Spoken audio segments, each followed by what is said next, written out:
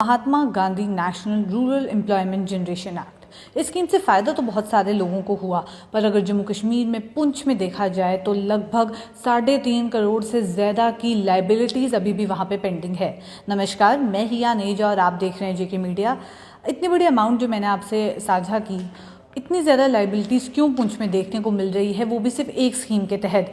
इसके रिगार्डिंग पूरी इन्फॉर्मेशन इस समय मेरे पास मौजूद है, आपसे वो भी साझा करेंगे। बात करें अगर ये जो लाइबिलिटीज़ जो 3.5 करोड़ रुपए की अमाउंट है वो 750 वर्कर्स की है, जो कि 2016 से उन्हें नहीं दी गई। यानी कि स्कीम के तहत जितने भी लोग काम कर रहे थे, लगभग 750 वर्कर्स थे जो कि पुंछ में काम कर रहे थे और उनको जो है उनके पैसे मिल जाने चाहिए थे, पर अभी तक उनको पैसे नहीं मिले। और कारण ये सामने आ रहा है कि जो रिपोर्ट्स सबमिट करवानी थी, वीडियोस के द्वारा जो रिपोर्ट सबमिट करवाई जानी चाहिए थी, वो अभी तक नहीं हुई। अलग अलग कारण जो है वो सामने आ रहे हैं और अभी तक कुछ एक प्रॉपर आप कह सकते हैं कि रिपोर्ट सामने नहीं आई कि क्यों अभी तक एक जो फिजिकल वेरिफिकेशन की रिपोर्ट सबमिट करवानी होती है वो क्यों नहीं करवाई जा रही। हालांकि एडमिनिस्ट्रेशन इसके ऊपर फोकस कर रही है और काफ़ी ऑर्डर्स जो हैं वो पास किए जाते हैं, पर देखने वाली बात यह है कि 2016 से अभी तक इतना टाइम जो है बीत गया है, उसके बावजूद भी अभी तक रिपोर्ट सबमिट नहीं की गई फिजिकल वेरिफिकेशन की, जिसकी वजह से कहीं ना कहीं 750 लोग जो कि स्कीम के तहत एनरोल्ड थे, जो काम कर रहे थे,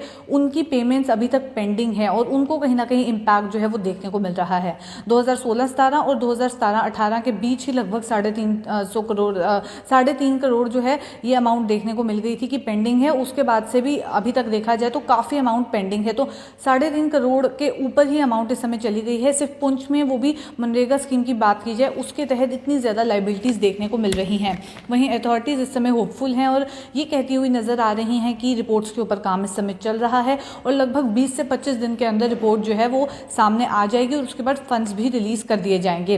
अब पूरा प्रोसेस आपको समझा दें कि पहले जो है एक रिपोर्ट बनाई जाती है कि फिजिकल वेरिफिकेशन की रिपोर्ट बनाई जाती है, क्या काम हो रहा है, किस तरीके से काम हो रहा है, कितना मटेरियल लग रहा है, कितने लोग एनरोल्ड हैं, इसके ऊपर एक प्रॉपर रिपोर्ट बनाई जाती है जो कि सबमिट करवानी होती है और उसके बाद फंड्स आते हैं और फंड्स के अकॉर्डिंग ही जो पैसा है वो लोगों को दिया जाता है। पर अभी तक रिपोर्ट ही सबमिट नहीं हुई, जिसकी वजह से जितने भी लोग काम कर रहे थे उनकी लाइफ के ऊपर इम्पैक्ट पड़ा है। 750 लोग ऐसे थे जिनको अभी तक उनकी पेमेंट्स नहीं मिली। तो कहीं ना कहीं ये समझने की ज़रूरत है कि ऑलरेडी स्कीम में वो लोग एनरोल करते हैं जिनके पास जॉब्स नहीं हैं, जो ऑलरेडी बहुत ज़्यादा सफ़र कर रहे हैं, उसके बाद इतने सालों से अगर उन्हें पेमेंट्स नहीं मिली तो किस तरीके से वो अपनी रोजी रोटी का गुजारा कर रहे होंगे, ये कहीं ना कहीं सोचने वाली बात है। और अथॉरिटीज़ इसके ऊपर क्या कुछ कर रही हैं, ये भी इसके ऊपर भी कहीं ना कहीं सवाल खड़े उठते हैं।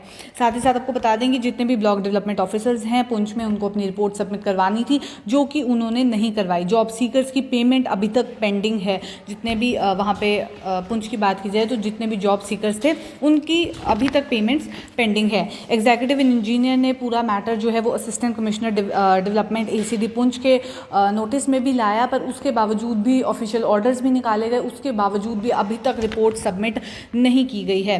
हालांकि जब ऑर्डर्स निकाले गए जुलाई 20 में इसी साल फिर से ऑर्डर निकाले गए और उसमें कहा गया कि 10 दिन के अंदर अंदर आपको रिपोर्ट सबमिट करवानी होगी जितने भी वीडियोज़ हैं, पर उसके बावजूद भी जितने भी वीडियोज़ हैं उन्होंने नहीं करवाई। काफ़ी टाइम बीत चुका है और कहीं ना कहीं बहुत ज़्यादा लोगों की लाइफ इसके वजह से इम्पैक्ट भी हो रही हैं।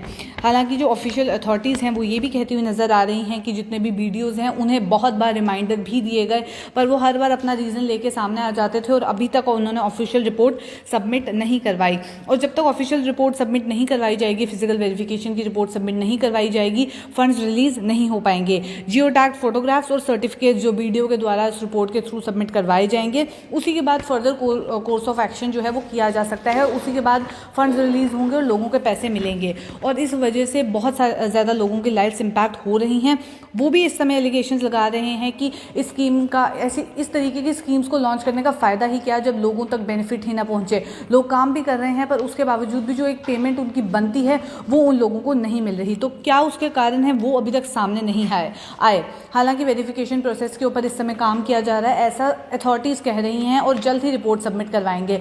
पर 2016 से रिपोर्ट जो है वो पेंडिंग है, इतने साल बीत गए, तो कहीं ना कहीं अब लोग होपफुल हैं कि रिपोर्ट जो है वो सबमिट हो जाएगी और जो इतनी पेंडिंग पेमेंट है 3.5 करोड़ से ऊपर की पेंडिंग जो है पेमेंट्स इस समय देखने को मिल रही हैं सिर्फ पुंछ में, वो भी मनरेगा स्कीम के तहत।